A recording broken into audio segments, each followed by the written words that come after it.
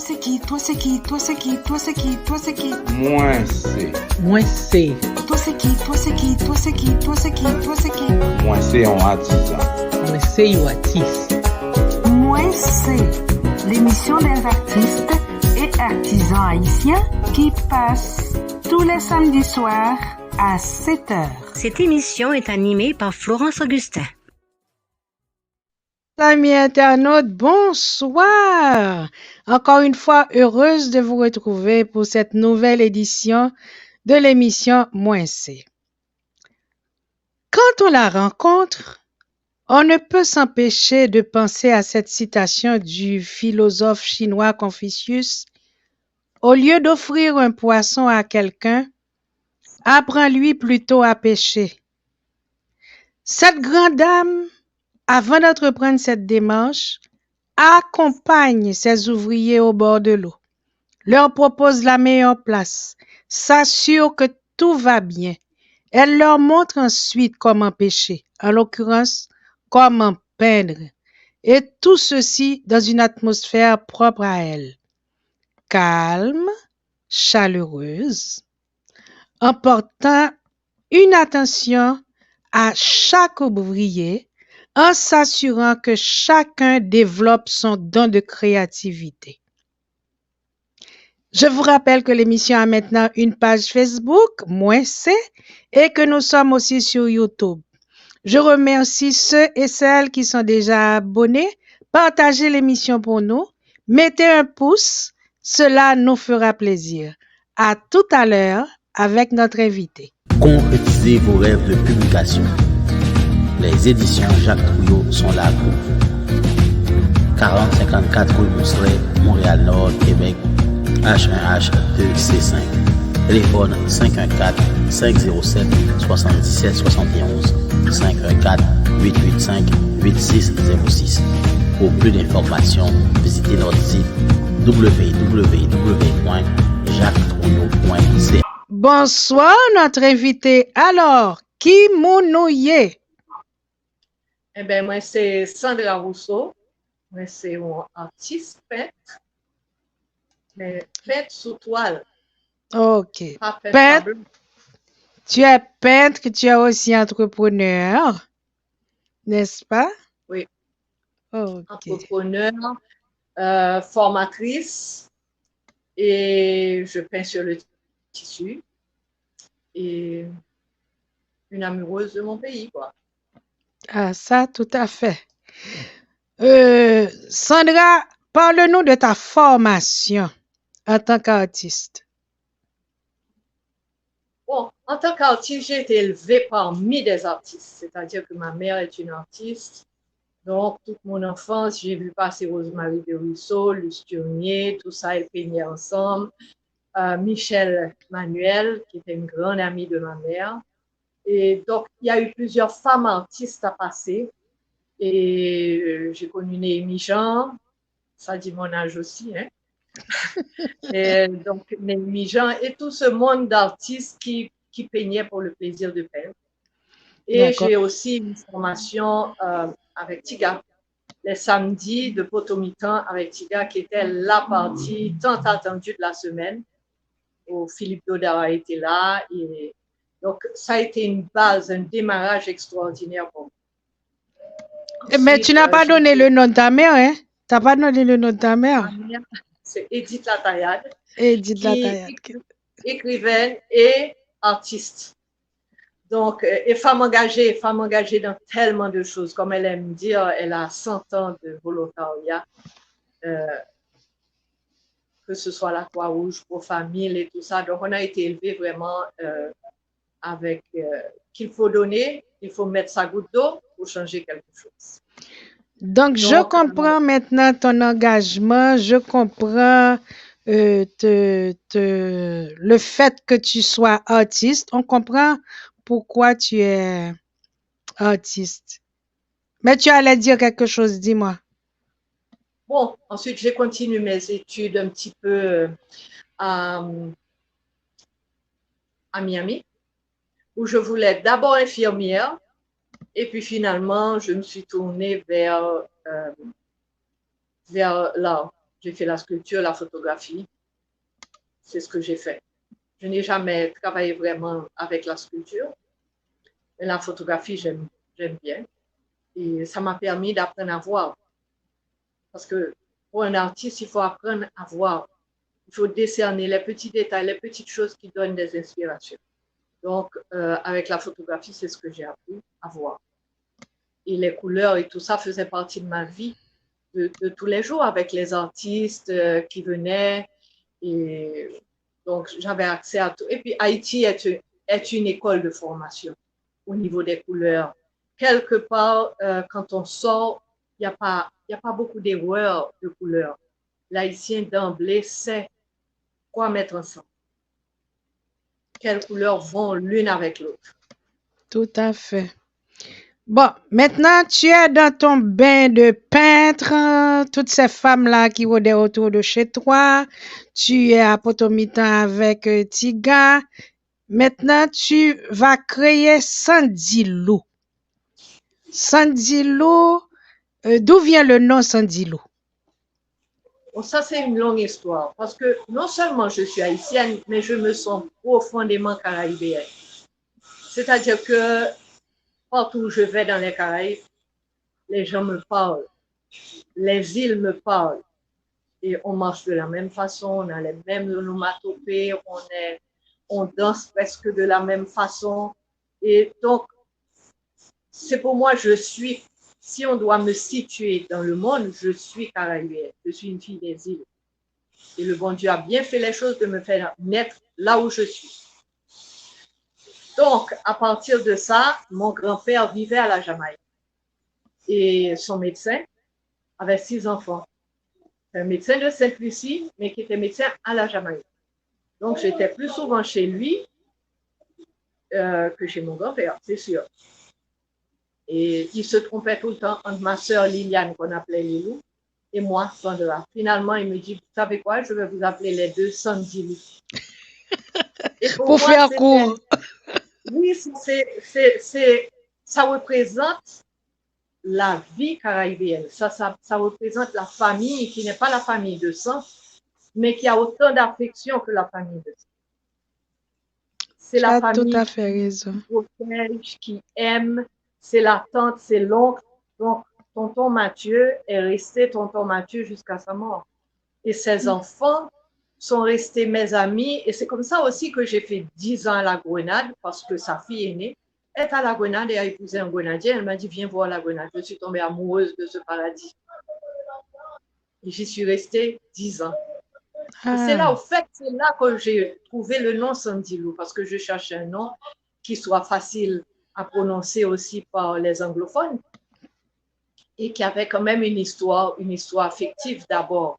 Et c'est pour ça que j'ai choisi tonton Mathieu, qui représente la famille caraïbéenne. Un très beau nom, Sandy Lou. Donc, Sandy Lou existe depuis quand, au fait? En fait, Sandy Lou existe, si on peut dire légalement, depuis 12 ans. 12 ans, ok. Mais tu es dans l'industrie du textile depuis quand? Oh, Florence, je ne vais même pas dire combien d'années, parce que autrement, j'ai débuté avant la chute de Jean-Claude.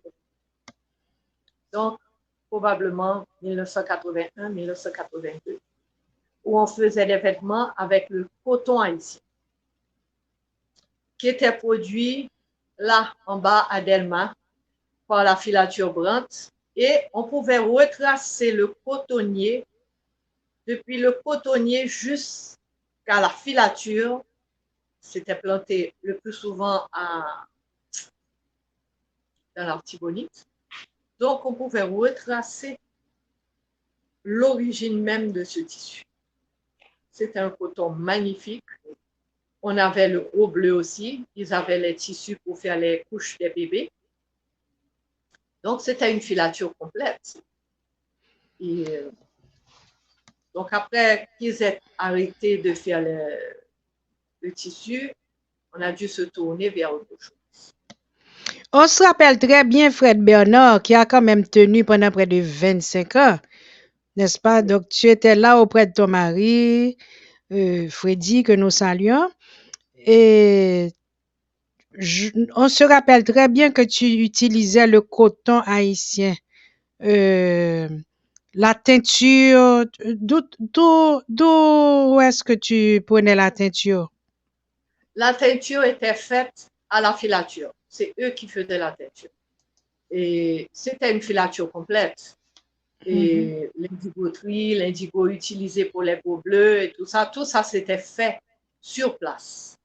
J'ai commencé à me mettre à la teinture après, quand maintenant, pour faire des vêtements, je voyais que je devais commander du bleu, du rouge, du jaune, trop de couleurs, et j'ai commencé à me mettre à la teinture. Il y a aussi que les tissus qui venaient de chez Brandt étaient unis, donc moi je voulais quand même mettre mon empreinte, qu'est-ce qui me montre sur ces tissus. Donc il a fallu que je me mette à la peinture, c'est comme ça que j'ai commencé, j'ai débuté. Comment t'es venue l'idée d'organiser des ateliers pour les artisans? Les ateliers, au fait, un artisan qui vient, l'artiste peintre en Haïti, l'artiste peint sur un tableau. En général, il ne peigne pas sur du tissu. Et quand tu as fait avec de la teinture et que tu peins, par exemple ce que je porte là, c'est peint avec de la teinture. Il n'y a pas moyen d'effacer. On ne peut pas effacer. Ce qui a été fait est fait. Donc, il faut pouvoir être souple, il faut pouvoir s'adapter, parce que ça peut arriver qu'il y a une tache, ça peut arriver qu'il n'y a pas de soleil et que ça commence à s'étaler. Comment on reprend ça? Tandis qu'un tableau, on peut toujours le blanchir et faire des corrections. Et quand on a des habitudes pareilles, il faut une formation au niveau de la teinture. Ensuite, c'est du liquide sur un tissu mouillé. Donc, il faut s'adapter. Ensuite, il faut passer le pinceau pour définir tout ça. Donc, il leur faut une formation et un apprentissage. Je dois dire que l'artiste haïtien est déjà talentueux. Il n'y a pas beaucoup d'efforts à faire. D'emblée, il sait ce qu'il doit faire et ça devient automatique chez lui. Je vois. Donc, tu leur as montré davantage comment utiliser la teinture, mais tu ne leur as pas montré comment, par exemple, peindre, comment dessiner, comment teindre le tissu, comment dessiner. Par exemple, parce qu'on utilise aussi toutes sortes de techniques, la sérigraphie, le airbrush, la peinture au pistolet, on utilise la teinture. Donc, on a différentes façons de travailler. On utilise aussi le seau, on peut faire des seaux et la peinture au pochoir, toutes sortes de choses. Donc, en général, j'essaie d'avoir des artistes ou des gens qui ont une notion. Par exemple, l'artiste qui était avec moi depuis Fred Bernard, qui m'a fait tellement mal au cœur de le perdre il y a quelques mois de ça. Oh, désolé.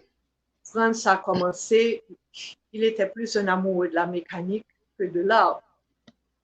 Mais il avait un instinct artistique qu'il a développé avec nous à l'atelier. Et il avait un sens des couleurs. C'est un mécanicien qui aimait les couleurs. Donc, Frans, là où je faisais des erreurs, Frans me corrigeait. Parce que c'est instinctif chez lui. Et non, former ton petit jaune ou bien former ton petit vert, parce que couleur mettait à côté de l'homme méritait un petit jaune. Et à coup sûr, c'était ça. Il avait l'œil. Oui. Donc, même si on fait des formations, la personne qui est formée a quelque chose à apporter. Donc, Frans m'apportait le sens des couleurs. Donc, c'était plus un travail d'équipe, si je comprends bien. C'est un travail de collaboration. Okay. C'est un travail de collaboration parce que tout ce qui va être fait est discuté et montré avant. Et là, toujours la question après, ça ne pensait, ça ne t'a fait. Qui ça n'a changé? Est-ce qu'elle a bon? Donc, il faut faire la personne participer.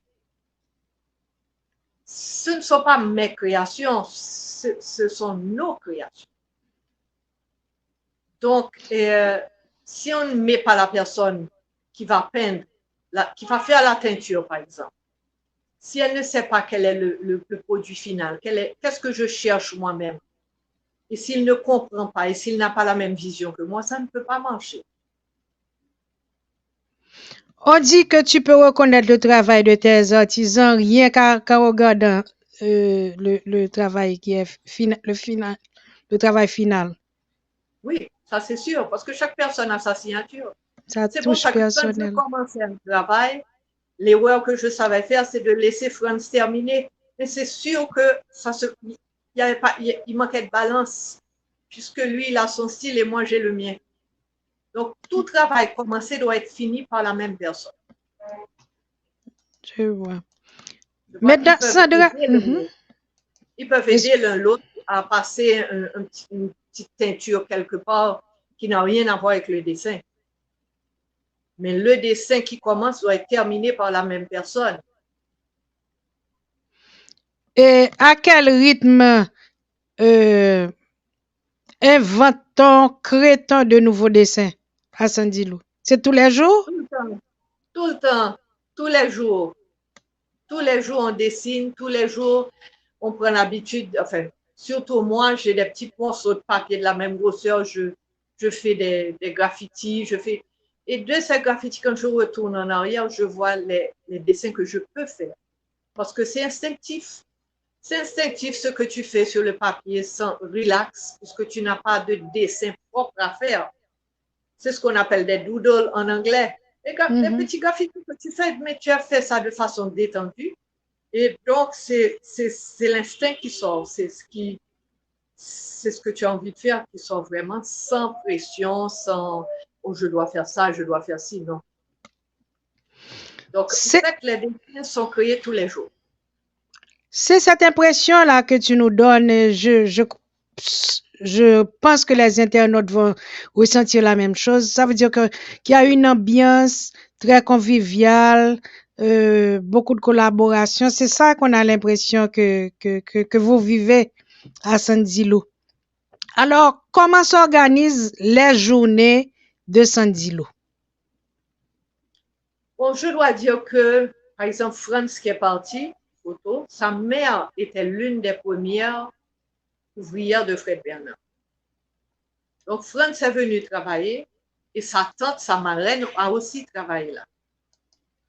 Et maintenant, sa sœur Christella travaille avec nous depuis des années. Christella ne peint pas, mais Christella, c'est elle qui gère tout ce qui est finition, tout ce qui est après la couture. C'est Christella. Donc, déjà là, c'est la famille. Et maintenant, on en a d'autres. Yves, qui est là aussi depuis le début, il y a son frère qui travaille là. Donc, c'est vraiment une ambiance de famille.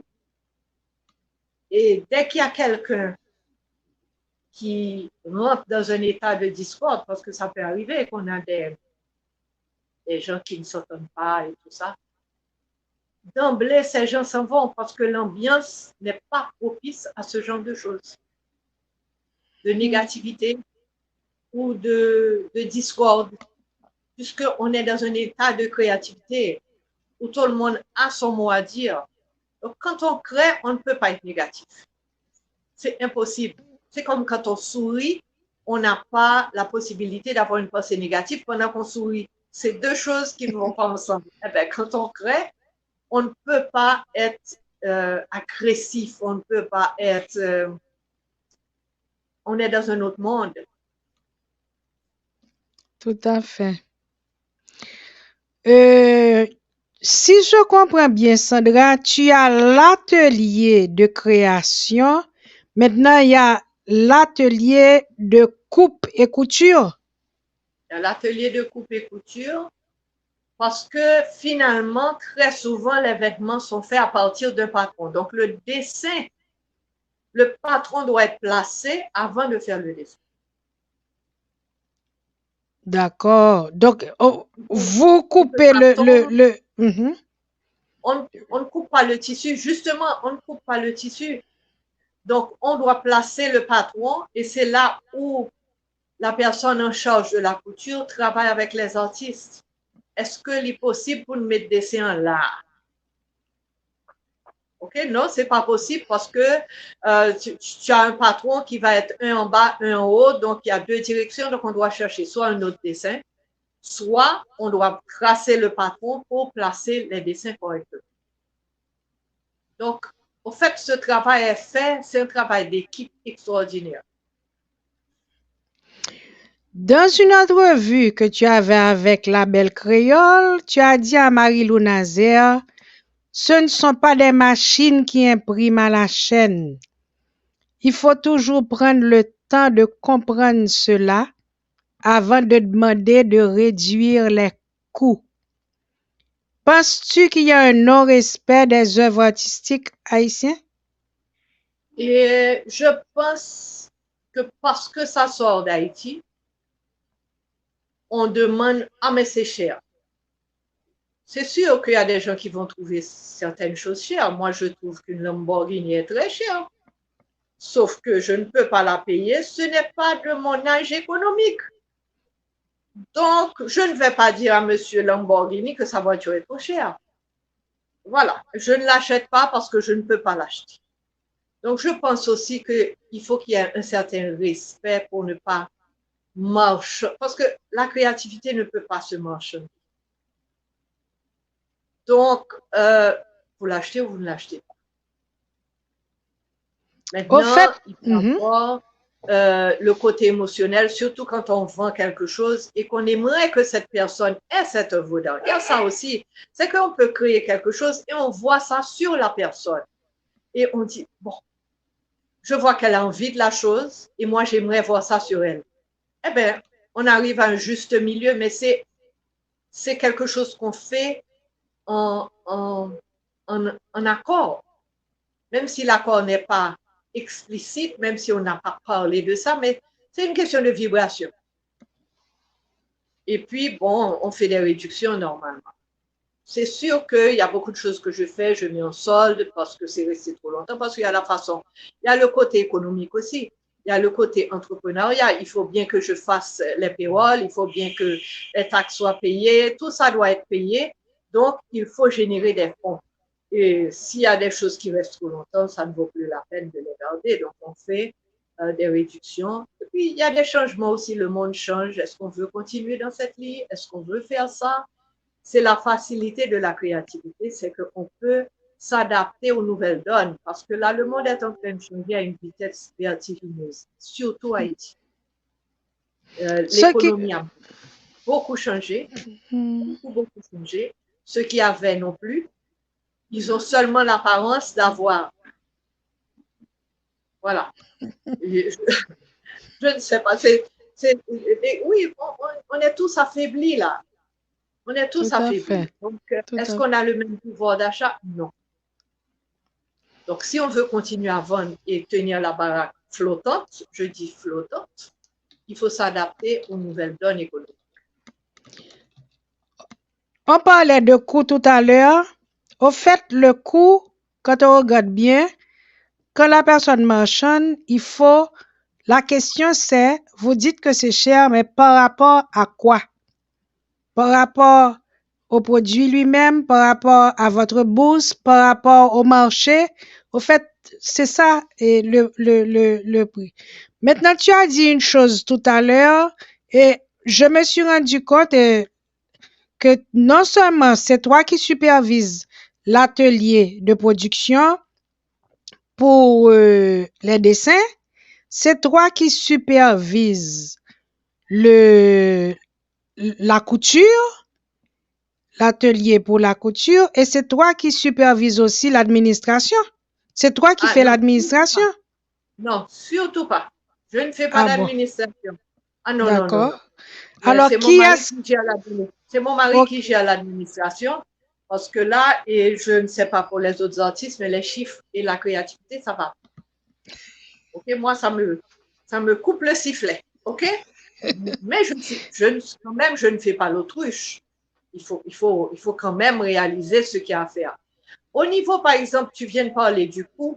Ce que je fais, je ne dis pas aux gens que, bon, si vous ne pouvez pas acheter, n'achetez pas. Non, je leur propose autre chose. Et c'est pour ça qu'on a une variété de choses OK, cette blouse est peut-être trop chère. Malheureusement, je ne peux pas baisser le prix, mais je vous propose ceci.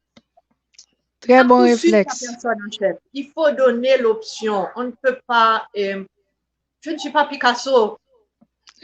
Il faut pouvoir donner des options. Et c'est là où je dis qu'il faut vraiment mettre les deux pieds sur terre pour réaliser les embûches qu'il y a là maintenant.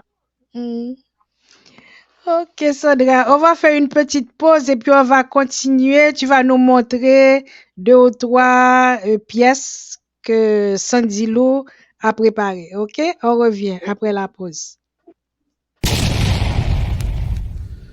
Concrétisez vos rêves de publication. Les éditions Jacques Trouillot sont là pour vous. 4054 rue Mousselet, Montréal-Nord, Québec, H1H2C5. Téléphone 514-507-7771, 514-885-8606. Pour plus d'informations, visitez notre site www.jacquestrouillot.ca. Chers amis internautes, nous sommes avec Sandra Rousseau, entrepreneur, une dame au grand cœur. C'est elle qui s'occupe de Sandy Lou. Et je vous ai dit entrepreneur, vous allez voir pourquoi je le dis. Sandra, tu as été l'une des instigatrices de la foire organisée par Femmes en démocratie. Qu'en est-il de ce mouvement? Je dois dire que je ne suis pas l'instigatrice. C'est Femmes en démocratie à l'époque. Il y avait la présidente Danielle Saint-Lô. En fait, ça a été un travail d'équipe extraordinaire. Et j'ai été l'une des premières exposantes. Mais je n'ai pas été l'instigatrice de ce mouvement. Bien que maintenant, je fais partie du Conseil de Femmes en démocratie, qui s'est plutôt penché, puis maintenant, Femmes en démocratie est très active au niveau des provinces, au niveau des activités avec les femmes, au niveau de l'entrepreneuriat féminin, au niveau du bien-être féminin et aussi la violence contre les femmes. Parce que ça c'est une réalité, la violence contre les femmes. Et les femmes qui pensent qu'elles n'ont aucun recours quand elles sont mises devant cet effet de violence, que ce soit par le mari, l'enfant ou quelle que soit la personne dans son entourage. Je ne parle pas des gangs, parce que là, vraiment, la violence à ce niveau, c'est inimaginable. Mais la violence conjugale, la violence de tous les jours. Et il faut que ces femmes sachent qu'elles ont un recours. Donc, je suis dans Femmes en démocratie, donc c'est quelque chose qui avance, pas le volet femmes et production maintenant, mais dans beaucoup d'autres volets, la femme en politique aussi, on encadre les femmes qui veulent se lancer en politique. Et on encourage ceci. Parce que définitivement, à voir, s'il y avait plus de femmes au pouvoir, beaucoup plus serait fait. Oui, c'est ce qu'on dit. Sandy Lou a participé à Cari Fiesta. Quand tu as ce genre de méga foire, est-ce que tu as assez de stock pour un tel événement? Là encore, Cari Fiesta, c'est au niveau des gouvernements que ça s'organise. Un particulier ne peut pas aller à Cari Fiesta si ce n'est pas à travers le ministère de la Culture qui organise avec les autres pays cet événement.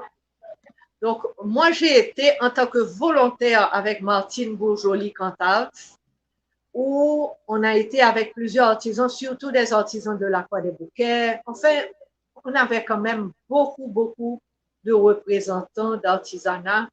On a acheminé à Trinidad, c'était à Trinidad, et ça a été une foire spectaculaire, extraordinaire, et l'artisanat haïtien a été reçu de façon incroyable. On a bien vendu, et je dois dire, sans me faire trop de compliments avec Martine, je crois bien que c'est l'une des rares fois où les artisans, on est retourné avec leur stock. Le stock a été inventorié et leur argent les attendait dans une enveloppe. Eux-mêmes, ils étaient étonnés. Ils ont dit, mais c'est la première fois nous recevons l'argent à stock. Tu vois ça, hein? Ça a été un travail de fou, vraiment, parce qu'on n'a pas fait un centime dessus. Ça a été quand même 10 jours de foire. Et est-ce que j'aurais refait clarifier ça? Non, je n'ai plus l'âge. On va montrer aux internautes ce que Sandy Lou propose. Enfin, une partie des œuvres de Sandy Lou. OK?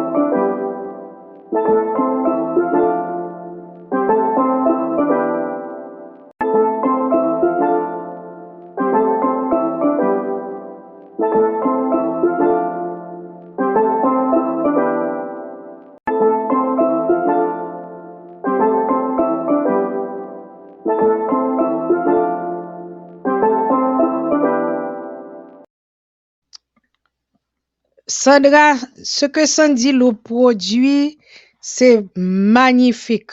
Vraiment, c'est très beau. Et on comprend que tu représentes vraiment le pays avec beaucoup de chaleur, toutes les couleurs que nous pouvons trouver en Haïti, comme tu l'as fait remarquer tout à l'heure. Mais j'ai une question. Est-ce qu'on peut offrir le même produit au marché européen et au marché de l'Amérique latine? Non. Okay. Fais la Et différence pour nous.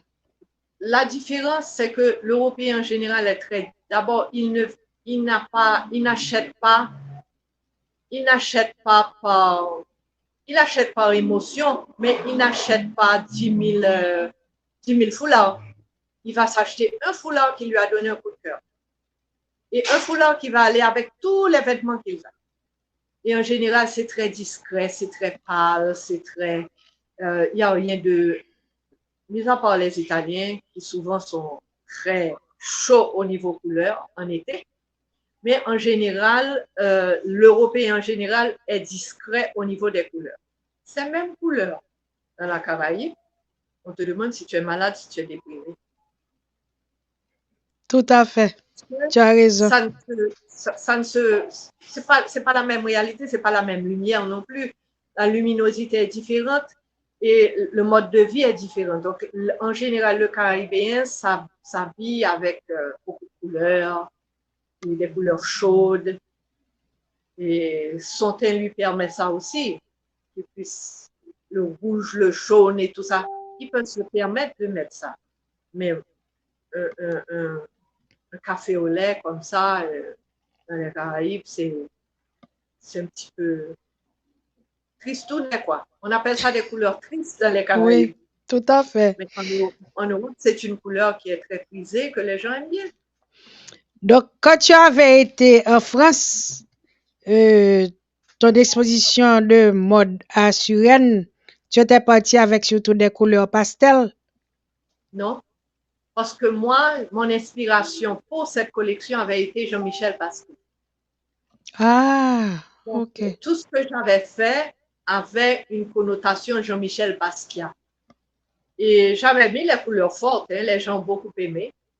Mais ce n'était pas une exposition vente, c'était une exposition pour montrer ce qu'on peut faire. Donc là, j'ai pu montrer, normalement, ces vêtements ont été vendus en Haïti, toute la collection a été vendue en Haïti. Je ne sais pas si les gens auraient porté cette collection, mais ils ont admiré le travail qu'il y a eu à faire et l'inspiration de Jean-Michel Basquiat. Parce que tu vois, j'essaie de donner, si c'est une inspiration Jean-Michel Basquiat, je le dis. Le foulard que tu viens de montrer là sur la vidéo, c'est un travail de Jonas, un des artistes qui est là. Et le foulard est accompagné d'une carte qui donne les informations sur Jonas. Donc, tu parles du foulard qui est marron? Le foulard qui a le rond là. Le Ok. dessin des marchands a été exécuté par Jonas. La teinture a été faite par Richardson. Mhm. Donc, pour moi, il faut dire qui fait l'œuvre. C'est pas moi, je n'ai pas dessiné ce foulard. J'ai voulu avoir ce foulard. Je lui ai expliqué ce que je voulais faire. Mais c'est lui, l'artiste, qui a pris son pinceau et qui a dessiné toutes ces marchands en haut. C'est très beau. Tu avais aussi l'autorisation de Mosaïque Gardner pour reprendre d'anciens modèles de mosaïque. Oui, on a fait ça au pochoir, on a fait ça avec des seaux. Et ça a bien marché. Les gens ont Oui, aimé. les gens ont aimé. Parle-nous de ton expérience à la Grenade. Tu dis que tu as quand même fait 10 ans à la Grenade. Pour moi, la Grenade, je crois qu'après avoir créé le monde, le bon Dieu a décidé de nous offrir un grand cadeau qui était ce petit paradis qui s'appelle la Grenade.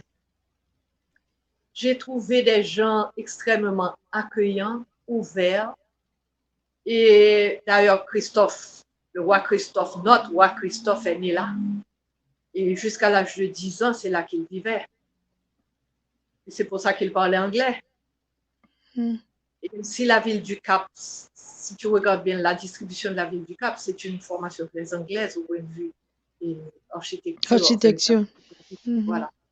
Et donc, il a gardé quand même, il a fait appel à des Anglais.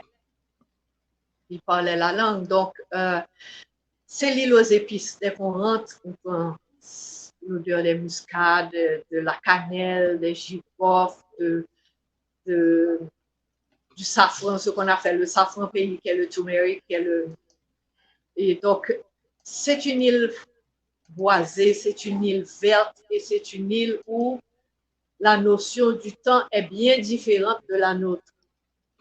Parce que quand on leur demande comment ils vont, ils disent « Ah, je suis contente, je suis trop bénie par le bon Dieu. » Tu vois ça, hein? Ou bien la vie est trop bonne, la vie est trop bonne. Too good, too good, too good. Eh bien, c'était la joie de vivre. Ce sont des gens qui sont, au point de vue business peut-être, et au niveau, je n'ai pas pu produire vraiment la Grenade parce que justement cette notion du temps est bien différente. Et ils n'ont pas l'urgence de la nourriture. Parce que la terre, il y a eu une réforme agraire qui a été faite, donc presque tous les Grenadiens sont propriétaires de leur petit lopin de terre quelque part. Et la terre est riche. Il suffit de mettre 2-3 grains de tomates pour qu'on ait un plant de tomates extraordinaire sans avoir à se fatiguer. Et la sans pesticides. Sans pesticides. Sans herbicides. Sans pesticides. D'ailleurs, ils ont un chocolat extraordinaire qui est un chocolat organique qui est là avec certification. Donc, en fait, c'est une île très, très agréable. On va faire une petite pause à nouveau et tu vas nous parler de tes projets. C'est beau? Très bien. Concrétisez vos rêves de publication. Les éditions Jacques Trouillot sont là pour vous. 4054 rue Mousselet, Montréal-Nord, Québec, H1H2C5. Téléphone 514-507-7771. 514-885-8606. Pour plus d'informations, visitez notre site www.jacquestrouillot.ca. Bien, chers amis internautes, merci de votre fidélité. Je vous rappelle que nous sommes avec Sandra Rousseau, qui est propriétaire de Sandilo, un atelier où il fait bon de travailler. Sandra, tu confectionnes des robes, tu as des foulards, tu as des coussins, tu as des sacoches, des tabliers, n'est-ce pas? Des tabliers, des petites pochettes. Oui. Des petites pochettes. Je me rappelle une fois, tu avais de très, très, très gros sacs qui étaient très pratiques. Est-ce que tu les confectionnes toujours? Non, plus maintenant. Plus maintenant, mais c'est quelque chose qu'on va reprendre. Parce On que, bon, espère. la chose est que on dessine sur le textile. Donc, les collections changent et on produit les choses d'après les demandes. Mm. Donc, je ne peux pas dire, à part quelques-uns comme les sacoches et certains sacs, même les sacs ont changé de forme parce qu'on me demande des sacs, des tote bags qui peuvent prendre des ordinateurs. Donc, les demandes, ou bien une petite sacoche qui prend un téléphone. OK. Donc la demande, j'essaie de m'adapter à ce qu'on me demande. Par exemple, les tabliers, il y a une demande pour les tabliers parce que c'est un cadeau. Quelque part, la plupart des gens se retrouvent à cuisiner. Il faut bien cuisiner. Bien sûr, Tout à en fait. Haïti, c'est plus difficile parce qu'il y a toujours quelqu'un qui cuisine jusqu'à présent.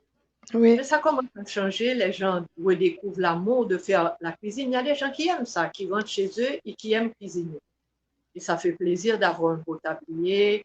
Et surtout que le tablier que tu portes là, Poisson Bruxelles, vient avec sa recette. Oui. Donc, pour ceux qui ne savent pas faire un Poisson Bruxelles, ça vient avec sa recette. On a le fresco. Et surtout la diaspora est contente d'avoir ce genre de tablier. Oui. Parce que Donc, ce sont des souvenirs. quels sont les projets de Sandy Lou là? Parce que tu m'as dit que tu travailles à la demande, mais je suis sûre que tu as déjà en tête quelque chose. Je travaille à la demande et on essaie de retourner parce qu'avec le Covid, on a quand même perdu beaucoup de clients dans la Caraïbe. Et on était enfin, je parle d'Haïti. Haïti était l'un des plus, ceux qui vendaient le plus d'artisanat, parce que je dois dire qu'on produit beaucoup plus d'artisanat qu'aucun de ces pays. Donc, ils achetaient beaucoup de nous. Et avec le Covid, beaucoup de ces boutiques ont fermé et n'ont pas pu tenir le coup. Et nous, en Haïti, on n'a jamais fermé, mais eux, ils ont fermé. Il y a des fois, la Grenade a fermé presque 3 ans. Aucun business ne tient avec ça. Oui. Donc, c'est de redémarrer encore, mais les choses aussi ont changé. Le tourisme n'est plus le même. Et les choses ont changé dans le monde. Les gens font attention à leurs dépenses. Parce que justement, il y a cette crainte du lendemain. Donc, il faut s'adapter à ça. Donc, Sandy Lou, maintenant, travaille d'autre façon. On travaille toujours avec les artistes. On essaie de produire des choses qui sont plus souvenirs. Maintenant, il y a la ligne vêtements qui est un peu plus réduite, qui est la ligne resort, qu'on peut porter près de la plage et tout ça.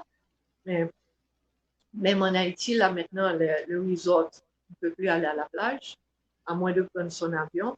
Et ça se fait de plus en plus. On va à Jérémie, on va à Port-Salut, on va au Cap Haïtien, qui est en train de devenir une métropole du tourisme maintenant. Oui.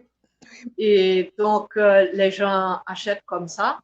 Et bon, Sandy Lou est en train de se repositionner et en espérant que le gouvernement aussi va faire ce qu'il faut au niveau de la CARICOM. Parce qu'avant, on rentrait avec 35% de taxes seulement parce qu'on faisait partie de la CARICOM. On fait partie de la CARICOM. Mais il y a une réciprocité qui doit s'établir. Si on rentre à 35%, eux, ils doivent pouvoir rentrer aussi à 35%. Et ce travail n'a pas été fait au niveau de la douane. Les lois n'ont pas été passées. Donc, résultat, on est retourné à 75% de taxes qui nous rendent beaucoup trop cher. Donc, encore là, on a perdu des clients. Donc, maintenant, c'est de s'adapter. Comment produire pour passer à travers les 75% de taxes qu'on va nous flanquer sur le dos. Et donc, c'est, au fait, Sandy Lou a des projets sur 10 ans, 20 ans, sachant qu'on devait, parce que tout ce qu'on fait en Haïti, on est obligé de se dire, OK, on fait des plans pour 2024, mais beaucoup d'eau auront le temps de couler sur les plans. Parce que Haïti change chaque jour. Et là, il faut s'adapter rapidement. Donc, il y a toujours un plan A, mais il y a toujours un plan B, un plan C, pour pouvoir pallier à tout ça. Mais Oui. ça nous fait crier. Comme on dit, le sous-tête d'orteil, nous. Si on regarde le côté positif, hein, et des fois c'est fatigant, hein, c'est très fatigant. Et J'imagine. puis, Sandy Lou aussi est en pleine formation. Moi, personnellement, je suis dans la chambre des métiers aussi, qui fait des formations pour la valorisation des métiers, pour la formation des artisans.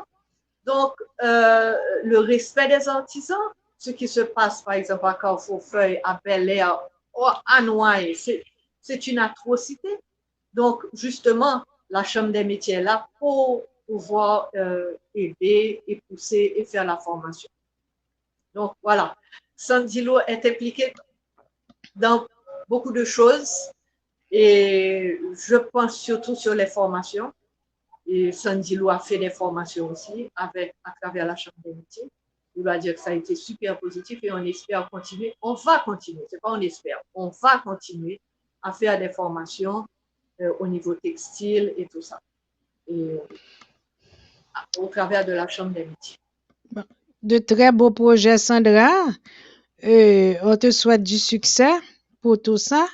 Bon, on est arrivé à la fin de notre émission. Déjà, tu connais le principe de l'émission. Je vais te donner 3 mots. Tu vas en choisir un et tu vas laisser parler ton cœur. Je te dis le mot partage. Je te dis le mot multicolore. Et je te dis poisson. Partage, multicolore, poisson. Bon, le partage est nécessaire parce que si je dois garder et aller sous terre avec ce que je sais, à quoi ça a servi que je sois là et que je sache tout ça? Je n'ai pas intérêt à ce que les autres fassent les mêmes erreurs que moi. Justement, l'expérience, elle est là pour partager. D'où l'implication dans Femmes en démocratie et Chambre des métiers. Il faut partager. Couleur, j'espère, je prie pour que l'haïtien ne perde pas sa notion de couleur, qu'il arrive, qu'il continue à s'émerveiller devant les couleurs. Parce que, comme je dis toujours, le bon Dieu ne fait pas d'erreur dans la nature. Toutes les couleurs qui sont là vont avec les autres. Donc, regardez-les. Une fois que tu prends le temps de regarder la nature, tu as au moins 2 ou 3 ou 30 secondes ou 1 minute où tu ne penses pas à ce qui se passe autour de toi. Et ça te remet dans un endroit zen, ça te remet dans un endroit d'émerveillement. J'aimerais que l'haïtien ne perde pas sa faculté de s'émerveiller, malgré tout ce qui se passe. Et le poisson, j'aimerais aussi que le respect de la nature soit là. On est en train de bouffer notre pays, non seulement au niveau insécurité, mais au point de vue nature. On est en train de dévorer ce pays.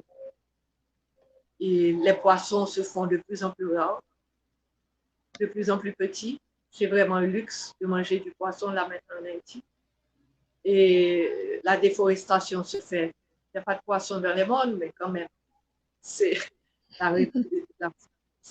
terrible ce qui se passe.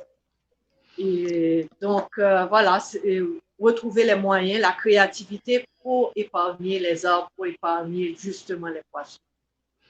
Eh bien, on va rester positif, n'est-ce pas? Et si on a besoin de Sandy Lou, où est-ce qu'on peut te trouver? Bon, on me trouve sur Instagram, Sandy Lou Textile. On peut me trouver sur Facebook aussi. Sandy Lou Textile, textile au pluriel? Non, textile. OK.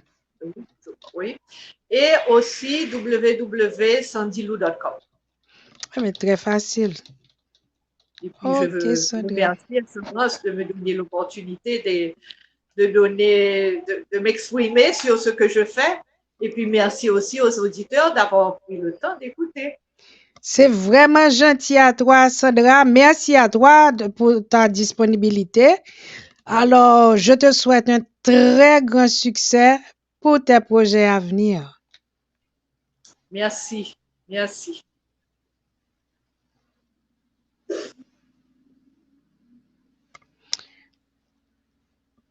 Chers amis internautes, c'est avec nous Sandra Rousseau, une autre artiste au cœur d'or qui fait l'honneur de notre pays. Merci de votre fidélité. Je vous rappelle que l'émission a maintenant une page Facebook, -C, et que nous sommes aussi sur YouTube. Je remercie ceux et celles qui se sont déjà abonnés. Partagez l'émission pour nous, mettez un pouce. Cela nous fera plaisir. À samedi. Toi c'est qui, toi c'est qui, toi c'est qui, toi c'est qui, toi c'est qui, Moins C. -C. toi c'est qui, toi c'est qui, toi c'est qui, toi c'est qui, toi c'est qui, Moins C en artisan. -C ou artiste. -C, l'émission des artistes et artisans haïtiens qui passe tous les samedis soirs à 7h. Cette émission est animée par Florence Augustin.